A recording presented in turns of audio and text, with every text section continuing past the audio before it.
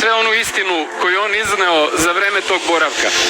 I ja sam kao član tima za odbranu upravo bio zadužen za Vojvodinu i tvrdim vam odgovorno, nema jednog čoveka koji je proteran.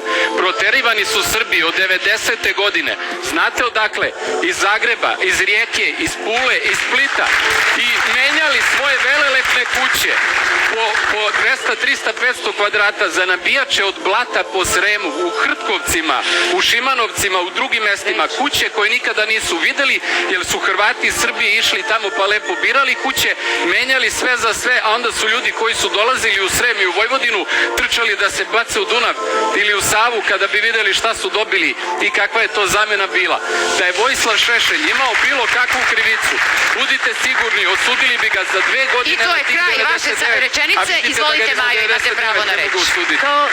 Kao advokat po profesiji član sam i Međunarodne unije advokata, jer je to i Advokatska komora Vojvodine i Novog Sada. I tamo važi jedno pravilo koje se zove pravda za sve.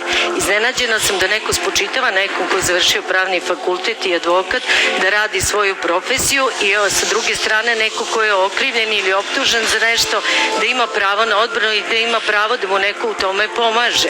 Prema tome, moram da odbranim čitavu svoju profesiju večeras, jer različite i razne ljude koji se nalaze pred Haškim tribunalom branili su i Zdenko Tomanović i Miša Ognjanović i Toma Fila i ne može uopšte da se govori o tome da li neko ima pravo ili nema pravo na odbranu pred Haškim tribunalom. Da, pretvorili smo ovu temu opet u priču o Šešelju, ima neke logike, ali zapravo niste vi Vojislava Šešelja branjali kao nezavisni pravnik, vi ste njega branjali kao njegova dugogodišnja desna ruka i kao funkcioner. Dobro, Aleksandra, ali ne možemo da se vratimo na temu. Ako se dobro sećam, vi ste, kako je Haški tribunal pretpostavio, njemu možda pomagali i u drugim stvarima. Ali setite se šta je lider vaše stranke izgovarao na trgovima. Gospođo Jerkov, pričamo o verbalnim neprihvatljivim nastupima u predizbornoj kampanji. Nije li Čanak jedan od rodonačelnika novijeg vremena? Tako je. Izgovorio Nenad Čanak. Nijedna dečija suza, nijedna kap krvi nije prolivena. Ali da su se stvari drugačije odvijale, možda je i mogla. Mnoge stvari urađene. Nažalost, ovo je kraj ove teme. Da vidim prvo vaše glasove.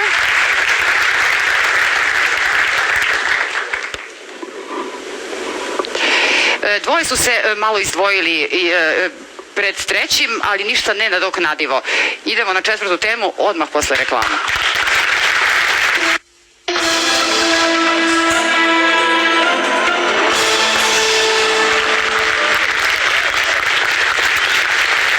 Evo nas naravno u Piramidi uživo. Gledate Prvu srpsku televiziju, ovo je prvo veliko finale Piramide u ovoj godini. Moji večerašnji gosti, ljudi koji su već 2 puta pobedili u emisijama Piramide, Maja Gojković, Aleksandra Jerkov i Nemanja Šarović. Prema tome, znate, već vi određujete superfinalistu prvog, tako da vas podsjećam da svoje simpatije jednostavno verifikujete glasajući na sledeće telefone. Ako je Maja vaš favorit, 0780 111001 ili broj 1 na 5557. Za Aleksandru Jerkov glasate na 0780 111002 ili broj 2 pošaljete SMS-om na 5557. I naravno za Nemanju Šarovića po istom principu 0780 111003 ili broj 3 SMS-om na 5557. Iza nas je uzbudljiva rasprava o 3 teme, očekujem isto to i u temi broj 4. Naslov teme Beli anđeo na leasing. Neka uvodničar bude Šarović.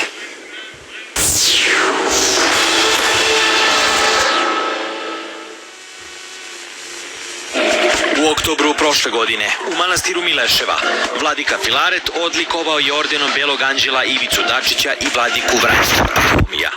5 meseci kasnije, komedijant Slučaj opet je spojio darodavca i ponosne kavaljere crkvenog ordena.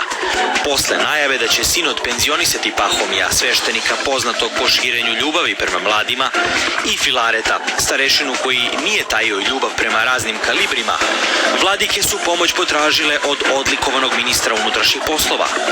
Pitanje, zašto su se obratili baš Dačiću, u ovoj priči je sporedno. Pravo pitanje glasi, Da li je Dačić zaista svemoćan, kako i misli, ili ovo stiže na otplatu prva rata za Belog anđela?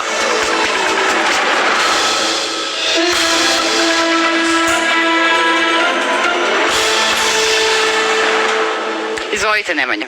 Od petooktobarske buldožne revolucije punih 12 godina u Srbiji se sistematski uništavaju institucije. Jedna od preostalih u koje srpski narod veruje i koje nas je očuvao kroz vekove je Srpska pravoslavna crkva.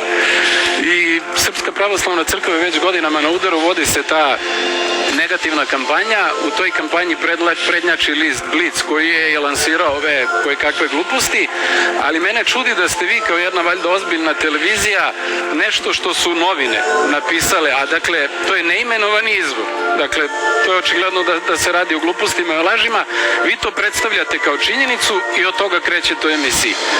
Pored vladike Pahomija koji je dobio Belog anđela, dobio ga je i patrijar srpski gospodin Irinej, dobili su i druge još, dobio je Irinej Bulović, dobio je zvornički episkop Vasilije, dakle dosta je njih dobilo. Ko je taj ko će određivati kome će crkva dodeljivati ordenje? Dakle, ovde postoji sistem da političari treba da se mešaju u sve, a crkva ne sme da se meša ni u što.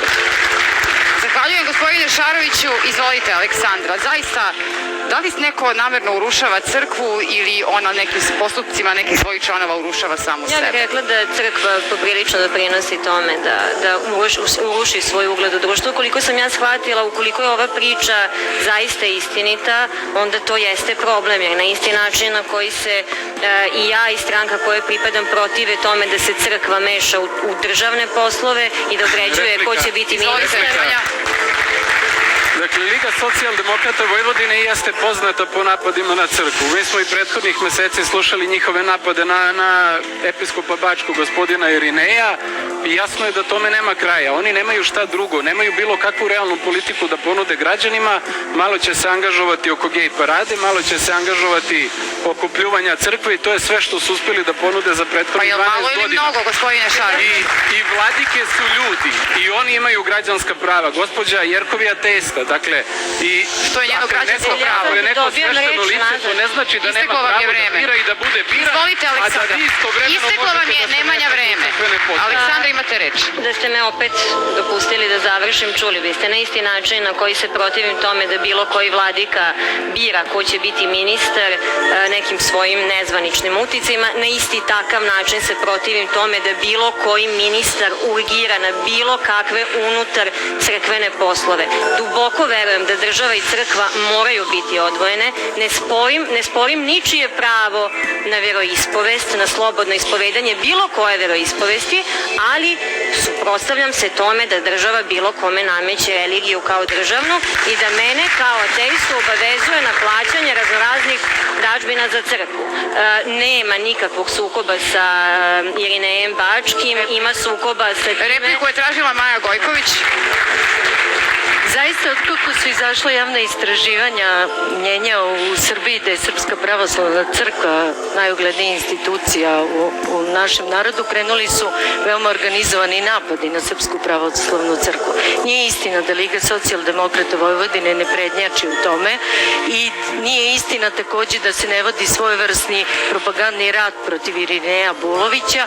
Ja sam svedok šta se dešavalo sve oko obeležavanja 70 godina Novosadske racije i kako učešće u tome su imali upravo čelnici Lige socijaldemokrata. Isteklo vam je vreme, moram prvo Aleksandri da vratim reč, izvolite. Na to da je spomenuta racija, obeležavanje godišnjice Novosadske racije, treba reći da je na tom skupu prisustvovalo obezbeđenje Srpske pravoslavne crkve koje građanima, koje zvaničnicima grada, koji predstavnicima ambasada nije dalo da pristupe spomeniku koji je postavljen upravo na mestu gde su tokom Drugog svjetskog rata građani Novog Sada, koji nisu svi bili pravoslavne veroispovesti, bačeni pod led, da to isto obezbeđenje koje je ispod mantija imalo maskirne uniforme građanima nije dozvolilo da obeleže na svoj način i da tuguju za svojim precima.